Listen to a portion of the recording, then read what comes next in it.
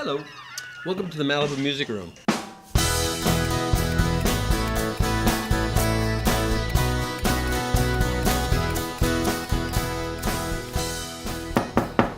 Hey, I wonder who that could be. Why, it's Brandon Jenner. Come on in, man. Welcome. Cool.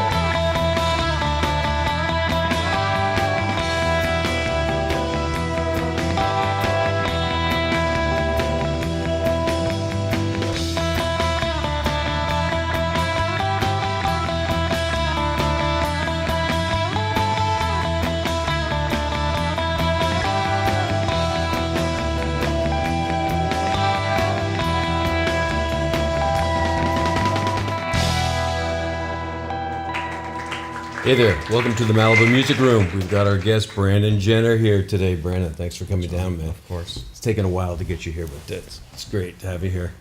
It's good. Well, I'm just down the road. I know. I was thinking the last time I saw you before I ran into you at the yogurt place was probably with 2 cents.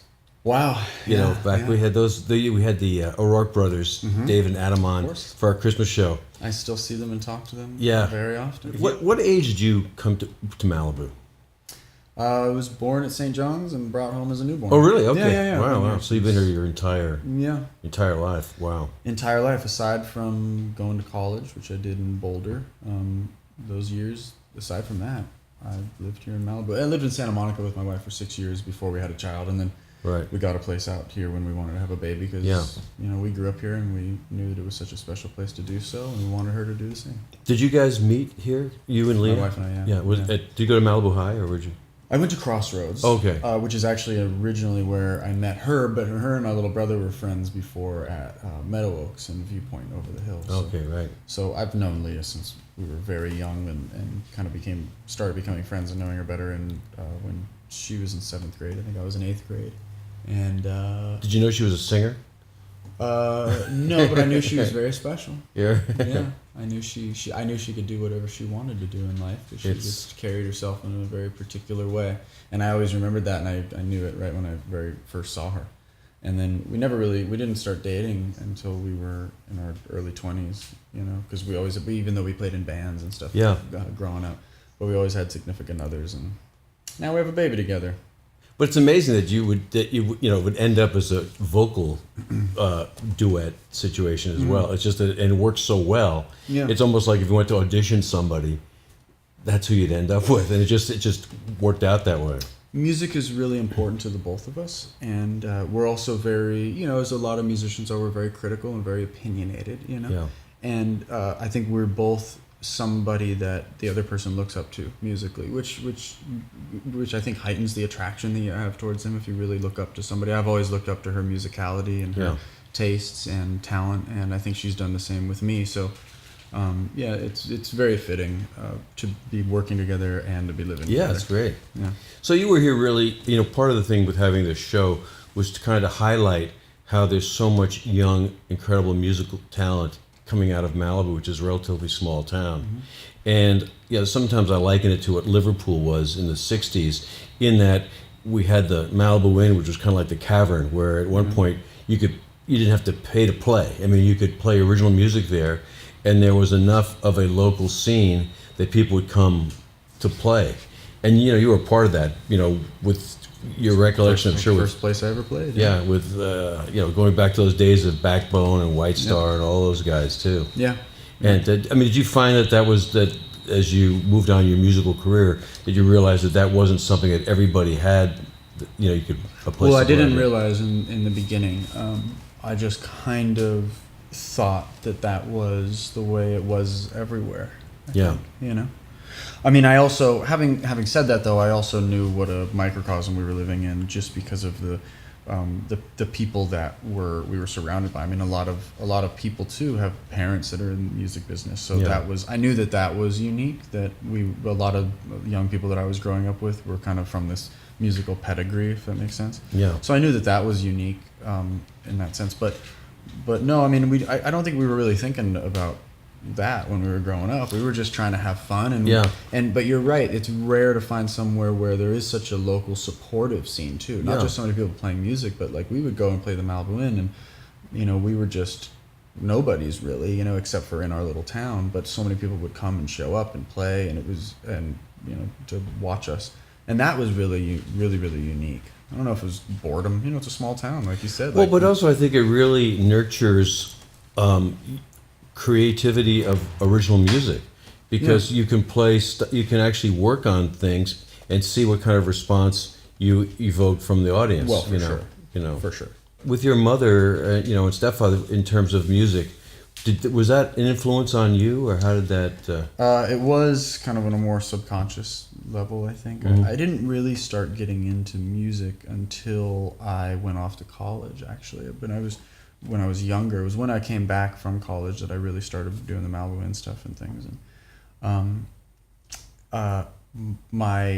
I didn't realize what an amazing thing playing music and writing music was until I went off and I saw everybody, all these other peers, not knowing what they were going to do with their lives and kind of changing majors and trying to figure it out and all that stuff. And I knew that at that moment, if I really, in whatever it was that I decided to do in my life, if I worked super, super hard at it at that moment and didn't change my mind, you know, within the years that I was in school, then I would be able to succeed. I could start on my 10,000 hours now. And so I picked up a guitar and I just started playing guitar and started writing songs immediately. And and I think that I had this kind of foundation from my parents of being a fly on the wall. I used to go hang out in my stepdad's David's studio all the time, and I just loved the process. I would just sit in the corner or sit on the couch and just watch the process. And so I think it was in my subconscious at a very, very young age. And you had access to guys like Yoakum and people like that, you know. Well, yeah, I mean, I had access, and I think it also kind of honed my taste and my criticism of music and musicians, because I was always around like just the best musicians. I mean, these most incredible musicians would come through the studio, whether guitar player, drummers, bass players. I mean, it was all like the top of the line guys, and so I kind of got to see, like, this is what real musicianship is, and this is what real musicianship, what they can bring to a record, and how they can elevate something. So I think that's kind of contributed to my critique when it comes to my critique, my opinions when it comes to making a record of my own. You know, I'm very particular. Yeah, well, plus also learning what it takes to make a record. Yeah. I mean, a lot of people just cannot, when they hear a record, they like it or they don't like it or whatever. But it's hard sometimes for people to separate, how did that sound become that sound? Mm-hmm. How did that blend of different instruments or effects or whatever create that sound? Yeah. And I'm sure that was you were able to see that in process. Yeah, and then I spent a lot of time learning about it. Yeah, spent a lot of time learning, because it was when I started really recording music. Like I said, when I came back from school, I started on Pro Tools. And that was something that my stepdad wasn't doing yet. You know, they were still using the 24 track or 48. They had the 48 digital Sony thing. And, so I kind of started in something that was fresh and new and unique, but it was also something that was very foreign to what I had watched growing up. But I knew that it was the future. I knew that this was the way that I wanted to record music. So, I had to spend a lot of time figuring all those things out, too, on my own. I mean, I spent so many sleepless nights, so many countless hours just, testing mic placements with a friend of mine, an engineer that I've been working with for a long time named Jorge Vivo, that was doing his internship out here, and him and I became friends, and we've been working together ever since. And him and I would just, totally dork out in the studio for hours, all night, just trying different stuff, just experimenting and seeing what different mic placements on a kick drum on our guitar would do. Yeah. So I spent a lot of time doing it, and I always felt like I had to make up for time too. I always felt like I didn't start when I was really young. I mean, there was Blake Mills, for instance, right? A great example of some kid that, like, at 13, 14 years old was just ripping. Yeah. So here I was, a 20, 21-year-old, just kind of getting going. I always felt like I had to make up for lost time. So I would sacrifice sleep, I'd sacrifice food, I'd sacrifice so many things just to try to catch up, because I knew that if I worked really hard at it, that was one way to start to close the gap, on people that had inspired me growing up. And it's just amazing to talk about Blake, the people that we had, when you think about, Cisco and Swayze and Blake and Dawes and, all White Star and back, all the different people, Orby, all the people that came from this neighborhood, it's really quite amazing, because just because someone's the son or daughter of a celebrity musician doesn't necessarily mean A, they'll know how to play, or B, that they'll have the sensibility. You know, and most, and really all those people, everybody has got sensibilities, but they're also unique sensibilities too. I think that's something I find always amazing. I mean, White Star doesn't sound like Dawes, and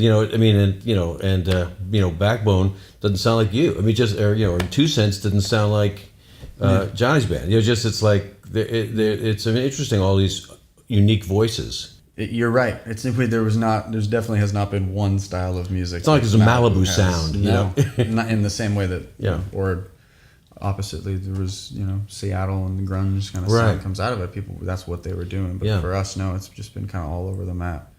But, I think I was just talking to your son about it. Part of what paying your dues in music is, it's not going around in a van and playing to nobody around the country, or being able to barely afford food while you're on the road.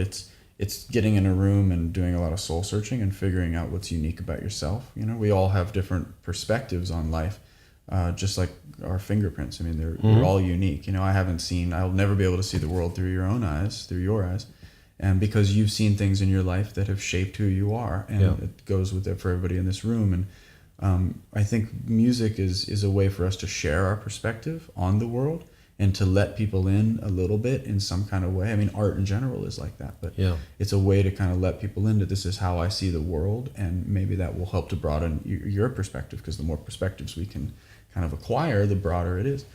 Our own perspective is. So I think that Malibu also has afforded people the time to be able to explore that. One thing that is also unique about Malibu is that there's a lot of money here, And me growing up, I didn't have to have a job that required a lot of my time bussing tables or doing things. And a lot of people in a lot of other cities and around not just around the U.S., but around the world, they're not afforded that kind of leisure and that kind of time to be able to focus on, what, I don't want to call it a selfless craft, but I think you know what I mean. Being a musician, I mean, there is a lot of selfless time or selfish time that you have to take. You have to be somewhat selfish and sit in a room and practice and practice and practice. Plus, you have to feel that your perspective is worth sharing. Well, so there is that kind of hubris aspect of it, which has to be there. But you have to feel like you're good enough that it's worth someone to lay down some money to hear you. Yeah. Or otherwise you've got really no business doing it. So it's that balance that's interesting too for me. Yeah, the reasons why I make music has changed over the years. Initially I think when the Malibu Inn days, I think I was a very different person. I was playing music for different reasons, and lately, ever since I put my record out and since having a daughter and just kind of seeing the things that I've seen in my life, I care more about people gaining some kind of happiness and perspective from my music. That's all I really care about.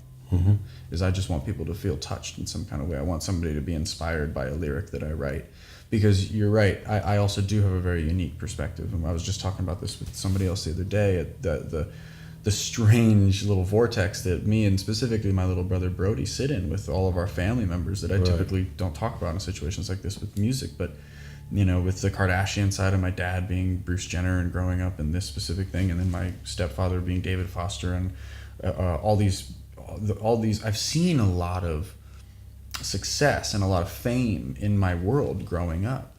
And it was something that I realized at a really young age, that it doesn't make any of these people happy. Or a lot of times the darkest energies were the ones that were following around some of the most famous and most well-known people.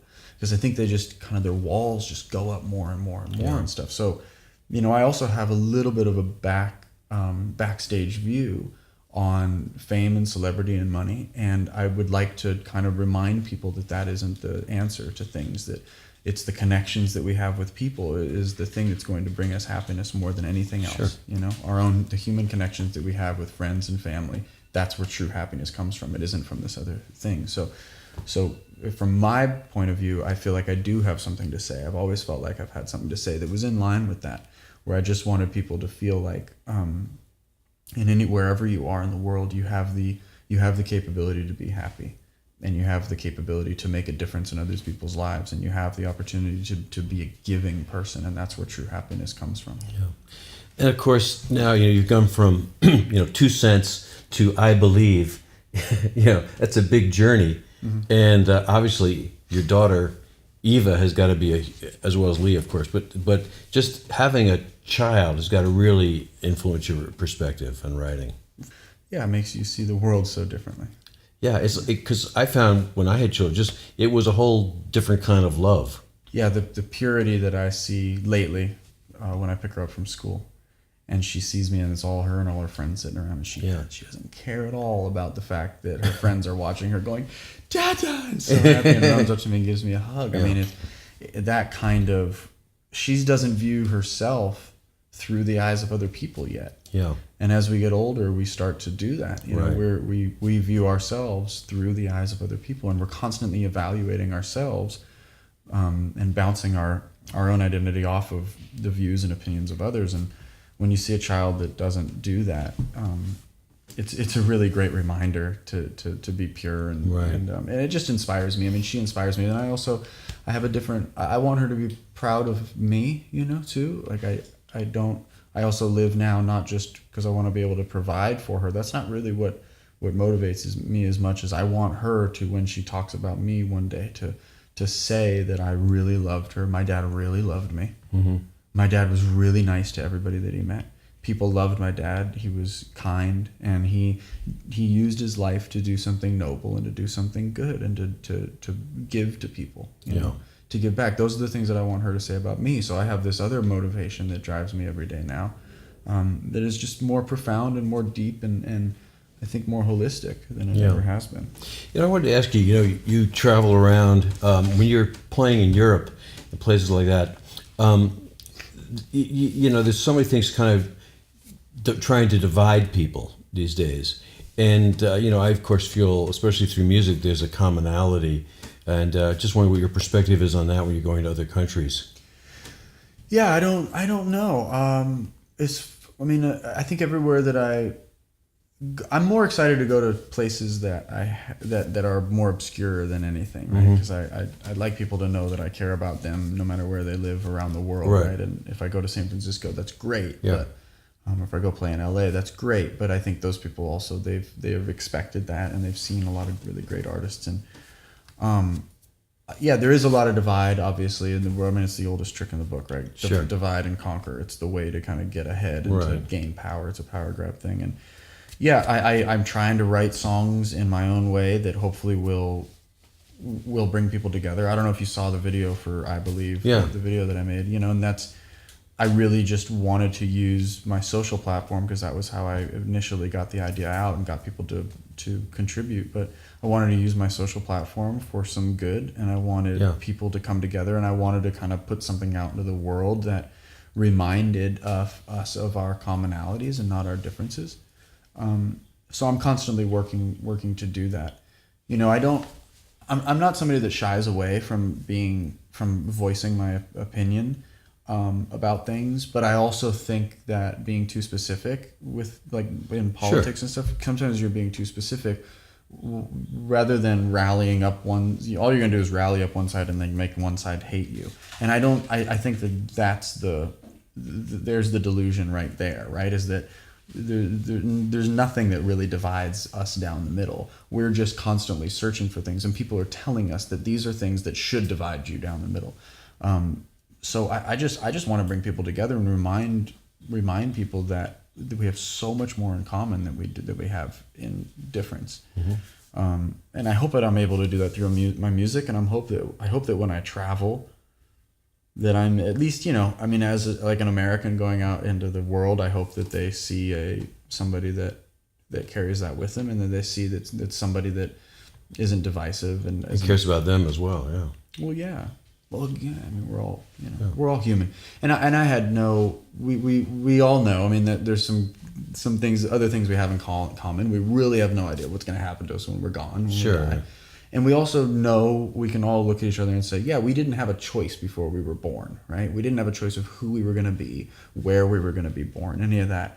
So to think that one person is any better or any worse than another person, I think is just it's just ignorance. Yeah, and so that's what goes back to what I was saying. I love going to the more places that would be considered more obscure, because I want those people to feel like we're one, and that we're, you know, we have commonalities. And I love talking to people after shows. I mean, that's my favorite part is, you know, I go up there and I it's not work. I have a great time playing, but I go up and I play. But then the people that I get to meet and talk to afterwards that have heard my music and have been inspired by it, I mean, that's what really does it for me. I think for anybody who writes, it's evoking a response from the audience, which is one of the great things about being a musician in this day and age, I think, because besides live playing and getting the evocation is getting people, you know, through social media. Let's hear some tunes, man.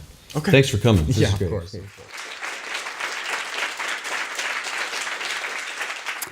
This song is called Burning Ground. I wrote this one last year for the EP entitled Burning Ground, so I guess it's the title track.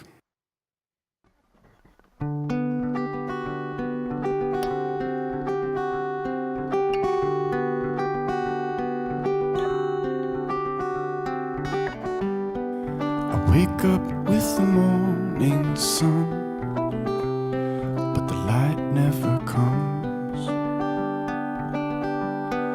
The memories that kept us here through the years have gone on the run. My wounded knees have begun to bleed like never before. Though I'm in disguise, I'm your biggest alibi. The road we choose to ignore. I don't know which way the world turns around, but it seems like it's all crumbling down. And I don't know how fast the wheel spins around, but it feels like we're just burning ground. Oh, it feels like we're just burning ground.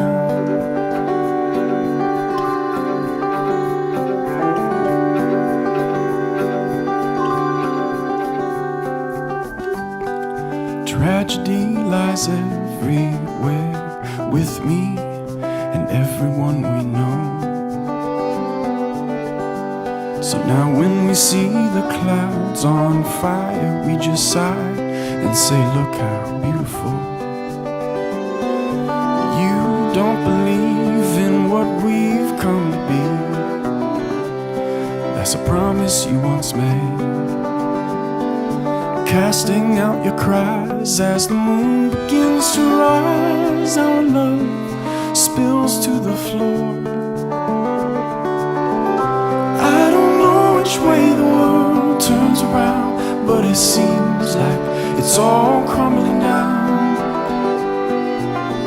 And I don't know how fast the wheel spins around, but it feels like we're just burning ground. Oh, it feels like we're just burning ground.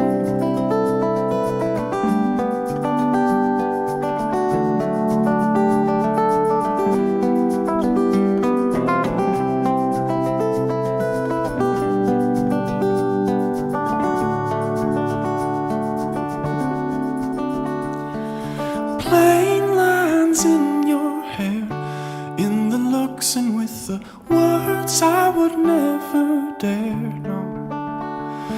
You've done what you had to do, after all I put you through. I don't know which way the world turns around, but it seems like it's all crumbling down. And I don't know how fast the wheel spins around, but it feels like we're just burning ground. Oh, it feels like we're just burning ground.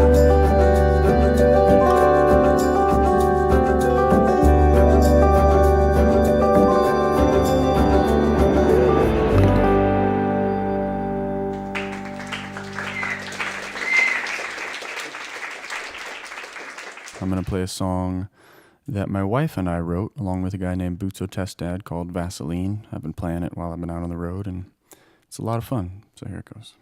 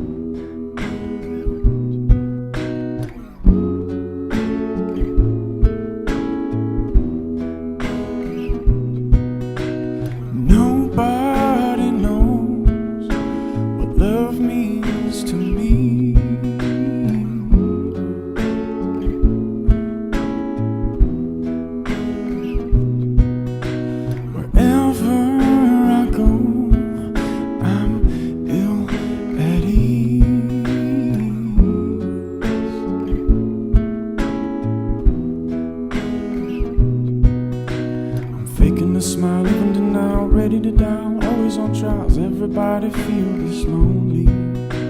Does anybody care what I'm saying now? Anyhow, the vanity is swimming all around me. I've got a rock in my pocket, gonna break this glass and cut myself loose from the upper class. It's a semi-charmed life with a box of pills for everything.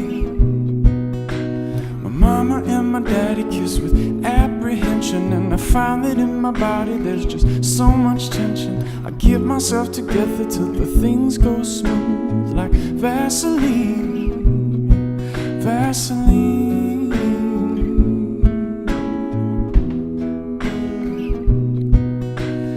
Nobody knows the trouble that I've seen.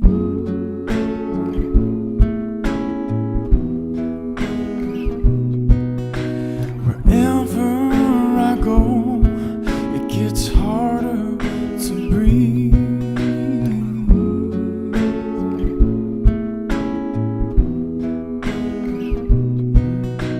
I'm faking a smile, even denial, ready to die, always on trials. Everybody feel this lonely. Does anybody care what I'm saying now? Anyhow, reality is dripping all around me. I've got a rock in my pocket, gonna break this glass and cut myself loose from the upper class. It's a semi-charmed life with a box of pills for everything. My mama and my daddy kiss with apprehension, and I find that in my body there's just so much tension. I get myself together till the things go smooth like Vaseline, Vaseline.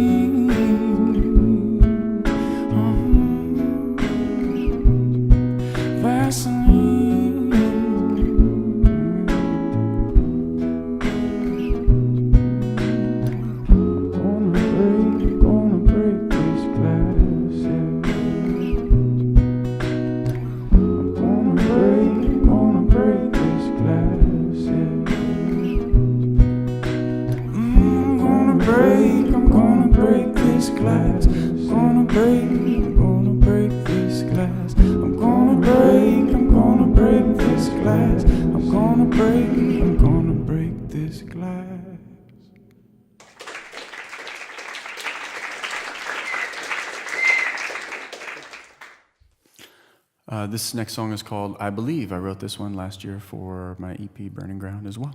I really like this song. It's an important lyric to me.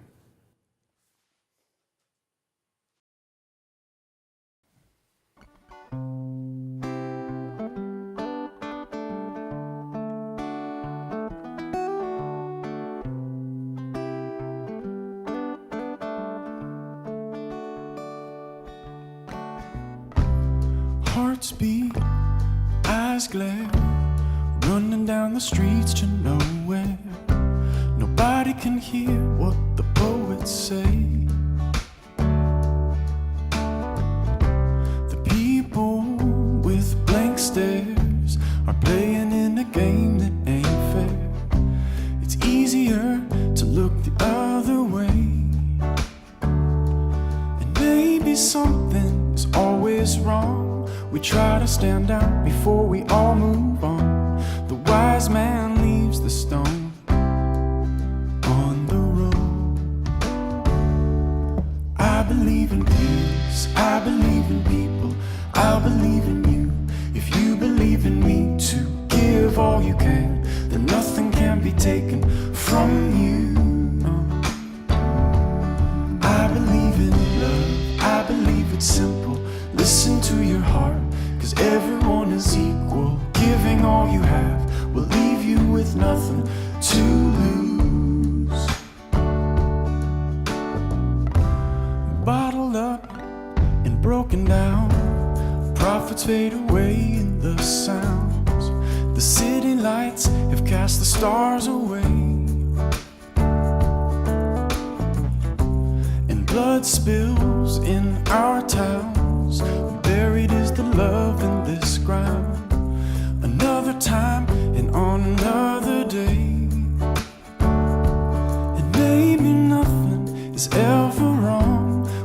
to blend in until the feeling is gone. The trained man kicks the stone down the road. I believe in peace, I believe in people, I believe in you. If you believe in me to give all you can, then nothing can be taken from you. No. I believe in love, I believe it's simple. Listen to your heart, 'cause everyone is equal. Giving all you have will leave you with nothing to lose. And pain isn't something you bury. We all share the weight beneath the clothes we're wearing. The value in me is just a part of the virtue in you. And love isn't something you're sparing. We all trip and fall, there's no need for comparing. There's nothing in me that hasn't always been flowing through you. I believe in peace, I believe in people, I believe in you. If you believe in me to give all you can, then nothing can be taken from you. No. I believe in love, I believe it's simple. Listen to your heart, 'cause everyone is equal. Giving all you have will leave you with nothing to lose. That's why I believe in peace, yeah.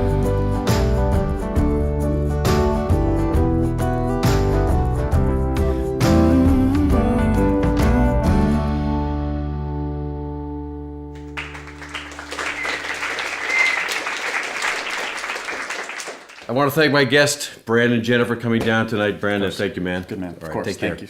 We'll see you next time on the Malibu Music Room.